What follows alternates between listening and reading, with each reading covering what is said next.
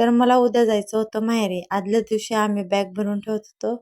तर आई मला मदत करत होत्या. बॅग वगैरे भरून मी ठेवून दिलेली होती, कारण सकाळी लवकरच जायचं होतं. त्यांना ड्युटीवर पण जायचं होतं आणि मला सोडून पण देणार होते. सकाळी मी सगळं काही आवरून घेतलं, सगळं घरातलं आवरून घेतलं. त्यानंतर ना आम्ही निघालो. बॅग वगैरे घेऊन. रुद्रमा लगे खाली उतरत होती आणि आईंना ए म्हणत होती, की आमच्यासोबत चल म्हणून. नंतरने आम्ही बस स्टँडवर गेलो आणि त्यांनी मला बसमध्ये बसवून दिलं. त्यांनी बसवून दिलं आणि ते ऑफिसला गेले. त्यानंतरनं बस चालू झाली. तुम्ही बघू शकताय. रुद्रमा माझ्या मांडीवरच झोपलेली होती. त्यामुळं मी माझ्याकडचा शूट काही घेऊ नाही शकली.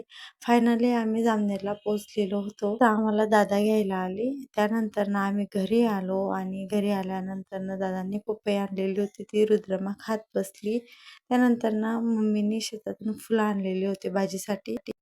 तुम्हाला हा ब्लॉग कसा वाटला कमेंट करून नक्की सांगा.